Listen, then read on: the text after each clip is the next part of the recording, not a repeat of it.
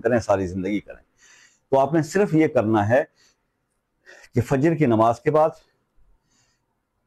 3 बार दुरूद इब्राहिमी पहले पढ़ें और उसके बाद आप 313 बार पढ़ें, या अल्लाह हो या रज़ाक हो या अल्लाह हो या फता हो, फिर 3 बार दुरूद इब्राहिमी पढ़ लें। एक हिस्सा हो गया अमल का। दूसरा हिस्सा उसी के साथ फिर आपने 11 बार दुरूद इब्राहिमी अलग से पढ़ना है और उसके साथ फिर 11 मरतबा सूरह कुरैश पढ़नी है और फिर 11 मरतबा दुरूद इब्राहिमी पढ़ना है।